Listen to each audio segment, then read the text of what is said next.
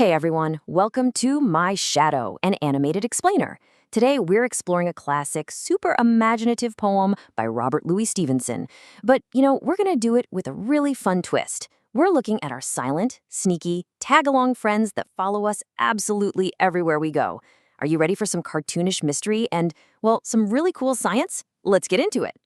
To kick things off, I want you to think about this big question. Who follows you everywhere? Into every single room, out into the yard, but never, ever makes a single sound. I mean, look around you right now. Do you see them? They might be stretching all the way across the floor right this second, or maybe they're hiding right behind your shoes like a tiny little mouse. Okay, let's dive into this. Meet your shadow. Think about this cartoon boy and that giant shape-shifting friend right behind him on the wall. The poem My Shadow explores exactly what it's like to have this quiet, ever-present copycat following you around every single day, doing everything you do, but in a totally weird, exaggerated way. The poem tells us something that's super obvious, but actually kind of weird when you really take a second to think about it. It says he is very, very like me, from the heels up to the head. Notice how the shadow figure matches perfectly. It's a perfect, flat, dark copy of you. It's got your exact shape, it moves its arms exactly when you move yours, and it goes in and out of the house right along with you. It's literally like having a twin made entirely of darkness. But check out this really funny detail from the very first stanza of the poem. The boy says his shadow is so incredibly fast, it even jumps into bed before him. No way, right? Imagine getting ready for sleep, pulling back the covers, and boom, your shadow is already laying there on your pillow, totally beating you to it. How in the world does he do that? Well, it actually has to do with exactly where the light in your bedroom is shining, which is a neat little science secret we're going to uncover very soon. Now, the poet makes a hilarious comparison between you and your shadow. Think about regular kids, or proper children, as the poem delightfully calls them. You guys grow super slowly, right? It takes months and years drinking all that milk, eating your veggies, just to get a tiny bit taller. But shadows, man, they are totally wacky.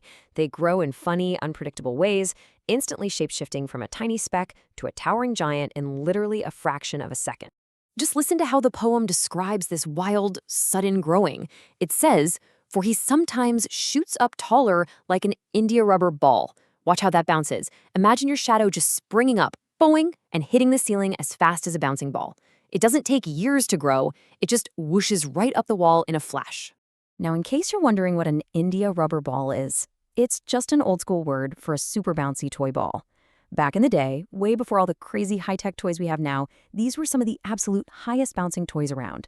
You throw one on the ground and it would ricochet way up into the sky. So when the poet says the shadow shoots up like one, he means it grows incredibly fast and tall, stretching all the way up the wall in the blink of an eye. But wait, it goes the other way too. The poem says the shadow sometimes gets so little there's none of him at all.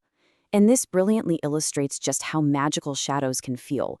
One minute they're these huge giants towering over you, and the next minute they completely shrink down, down, down, until they disappear entirely right under your very own feet, almost like they were never there.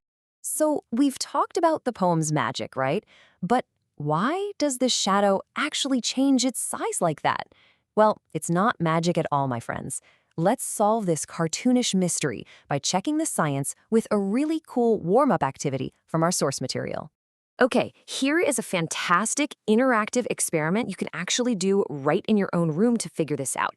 Step 1, find a light source, like a bright lamp or a flashlight. Step 2, stand really close to it and look at the size of your shadow on the wall. Is it huge? Is it fuzzy?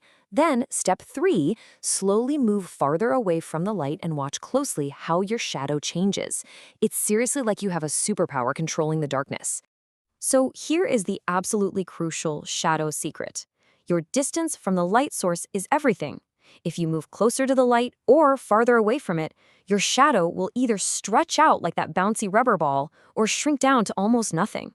You completely control the shadow's size just by choosing exactly where you stand in the room. How cool is that?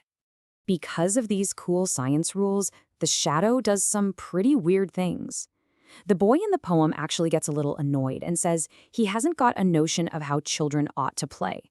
Basically, the boy thinks the shadow is just being a coward for sticking so incredibly close behind him, clinging to his heels and, trying to make a fool of him. But hey, we know better now. The shadow isn't a coward. It's just faithfully following those unbreakable rules of light. But then, a massive mystery happens. Picture a cartoon detective on a case. The boy wakes up one morning very, very early. He goes outside, he sees the beautiful shining dew on the yellow buttercup flowers. But wait, someone is missing. Where in the world did his shadow go? The ever-present copycat has completely vanished. Now, the boy has a hilarious explanation for this sudden disappearance. He whispers, "But my lazy little shadow, like an errant sleepyhead, had stayed at home behind me and was fast asleep in bed." I love this. He honestly thinks his shadow was just too tired to get up, decided to play hooky, and stayed tucked right under the warm covers. By the way, an errant sleepy head is just a wonderfully funny way of describing someone who is super lazy and just wants to snooze all day long. The boy genuinely thinks his shadow is still in there snoring away on the pillows while he is out in the yard playing in the morning dew. But what is the real scientific reason? Well, the sun wasn't up yet. The poem specifically says the boy woke up before the sun. And remember our light experiment? Without a light source, like the bright sun shining down, there is absolutely no shadow to be made. So no, the shadow wasn't being lazy in bed. It just didn't have the light it needed to exist in the first place. Now that you know the secrets, it's your turn. I challenge you to grab a flashlight tonight and do that warm-up experiment yourself. Put the flashlight on a table, stand in front of a blank wall, wave your arms around, and watch the magic happen. Step closer to the light to become a giant, and then step farther away to shrink back down. So I leave you with this final question for today's explainer. Using what you now know about the science of light, can you make your own shadow completely shrink down to nothing or bounce all the way up the wall like a giant India rubber ball? Go play with the science, test it out, and have tons of fun with your silent, shape-shifting friend. Thanks for exploring with us today.